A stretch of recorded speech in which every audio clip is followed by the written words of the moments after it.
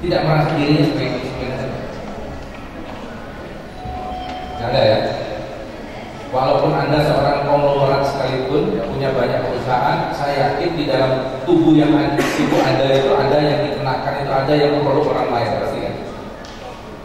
Nggak mungkin kalian mulai bangun pagi cuci tangan itu air produk sendiri, kan nggak mungkin ya.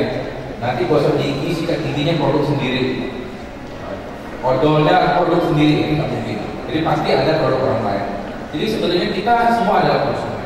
Nah, dalam perspektif perlindungan konsumen kita melihat ada beberapa gradasi. Kalian lihat yang paling atas itu adalah prinsipal.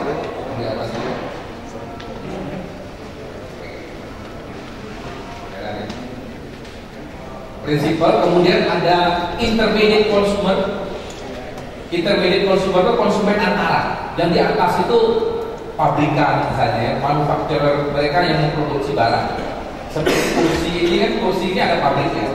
Nah, kalau kita level yang paling atas itu kita sebut prinsipalnya yang memproduksi kursi ini. Tetapi dia tidak langsung menjual ke konsumen, dia pasti lewat. Ada layer-layer yang disebut dengan intermediate consumer, konsumen antara.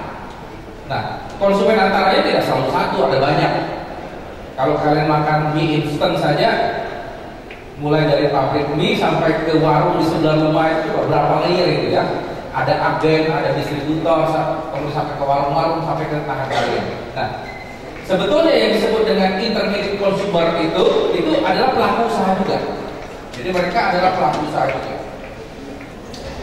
Nah, sampai di bawah itu adalah end consumer atau konsumen akhir. Kemudian kita lihat ada yang disebut dengan persaingan usaha, ada yang disebut dengan perlindungan konsumen. Dua aspek yang akan menjadi topik pembicaraan kita. Nah, Prof. Stephen nanti akan mencoba mengelaborasi dua aspek ini secara bersamaan. Di Indonesia sebetulnya ada dua peraturan perundang-undangan. Ada Undang-Undang Nomor 5 Tahun 99 tentang larangan praktek monopoli dan persaingan usaha tidak sehat. Nomor 5 ya, tahun 99. Pada tahun yang sama juga muncul Undang-Undang Nomor 8 tahun 99. Tahun 99 kan udah lagi. Sudah ya. Masih kecil ya.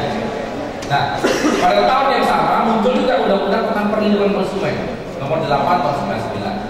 Nah, kalau kita lihat filosofi dari dua undang-undang ini sebetulnya berdekatan, tetapi selama ini orang selalu berpikir kalau bicara tentang persaingan usaha, orang melihat dua aspek ini secara bersamaan, ya. Yang di atasnya saya kurung itu. Jadi seolah-olah yang dilindungi adalah sesama pelaku usaha. Jadi pelaku usaha ketika berhadapan dengan pesaingnya itu tidak boleh bersaing secara tidak sehat. Makanya diatur di hukum persaingan usaha. Tapi ada yang aspek yang di bawah, yaitu ketika berhadapan dengan konsumen. Di sini kita lihat ada perlindungan terhadap konsumen dari perilaku pelaku usaha yang tidak jujur, ya. Kalau ada kata perlindungan konsumen itu menunjukkan ada pihak yang memang harus dilindungi oleh hukum. Kalian tahu ada perlindungan anak kan? Ada perlindungan apa lagi? Perlindungan terhadap tenaga kerja misalnya. Kata perlindungan di dalam hukum itu istilah yang menarik, yaitu menunjukkan bahwa ada subjek yang berada dalam posisi yang lebih lemah yang harus dilindungi. Perlindungan konsumen menunjukkan konsumen itu posisinya lemah sehingga dia harus dilindungi. Ya, nah, itu aspeknya ada di bawah. Nah, pertanyaannya siapa konsumen itu? Saya harus mengelaborasi ini karena kalau kalian mengikuti kuliahnya Prof. Stephen Kurs, nanti beliau tidak akan lagi menyampaikan hal-hal yang mendasar ini. Jadi kita samakan persepsinya dulu ya. Kata Kennedy ini seorang presiden Amerika yang sangat terkenal, yang pidatonya menginspirasi munculnya Hari Konsumen Sedunia tahun 60. Ya. Dia mengatakan consumers by definition include us all. Jadi tidak ada satupun yang seperti yang saya katakan tadi bukan konsumen. Ini menarik. Ketika kita bicara konsumen, Undang-Undang Nomor 5 mengatakan konsumen adalah setiap pemakai. Setiap pemakai. Jadi kalau kalian adalah pemakai apa? Pemakai barang dan atau jasa. Ya. Kata konsumen ini definisinya agak berbeda antara Undang-Undang Nomor 5 yang di atas dengan Undang-Undang Nomor 8. Undang-Undang Nomor 8 kalian lihat itu lebih rinci. Undang-Undang tentang perlindungan konsumen itu lebih rinci. Dia berbicara tentang topik yang sama, tapi rumusannya lebih rumit ya. Di situ ada kata tersedia dalam masyarakat, yang di atas tidak ada. Kemudian untuk kepentingan diri sendiri, orang keluarga, orang lain, makhluk hidup lain, dan tidak untuk diperdagangkan. Kata tidak untuk diperdagangkan itu menunjukkan konsumennya konsumen akhir ya. Jadi kalau kalian membeli barang, terus kalian masih ada niat untuk dijual lagi, itu sebetulnya belum termasuk konsumen yang dilindungi oleh Undang-Undang Nomor 8 tahun 2009 tentang perlindungan konsumen. Tapi definisi itu tidak ada nih.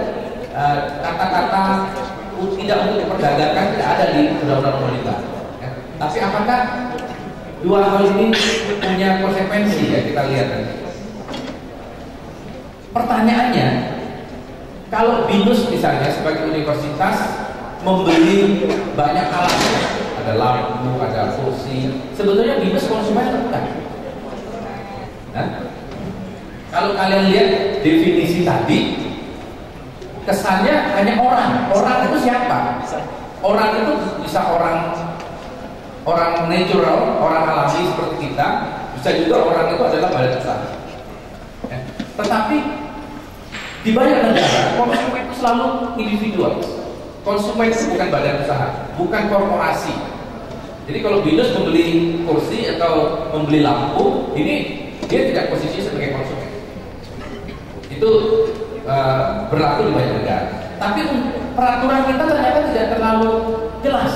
Saya ambil contoh misalnya ada di peraturan Menteri Energi dan Sumber Daya Mineral tahun 2008 itu mengatakan konsumen bla bla bla bla adalah setiap orang dan atau badan usaha.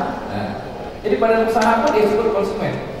Ini menunjukkan peraturan kita sebetulnya di Indonesia itu masih juga tidak clear badan usaha itu konsumen atau bukan. Ya tergantung peraturan yang dijadikan acuan apa. Di Australia lain lagi. Kalau di Australia motif itu tidak terlalu penting dilihat di awal untuk menentukan orang konsumen atau bukan. Kalau di Indonesia menjadi penting. Misalnya kalau kalian membeli apartemen, nah ketika membeli itu apartemen itu untuk dipakai sendiri atau mau disewakan ke orang lain. Kalau kalian membeli apartemen untuk disewakan ke orang lain, kalian sebetulnya bukan konsumen akhir ya. Kalian adalah pelaku usaha sebetulnya. Pelaku usaha yang menyewakan apartemen. Tetapi kan motif orang bisa beda-beda kan. Saat ini dia pakai barangkali untuk diri sendiri, tapi setelah sekian lama dia merasa lebih baik saya sewakan. Kan bisa juga.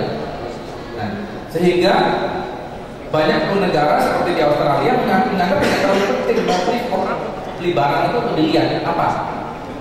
Mereka mengatakan sepanjang barang itu tidak melewati angka tertentu ketika dia belanja, itu masih dianggap konsumen. Angkanya adalah sebesar di sini 40.000 Australian dollar.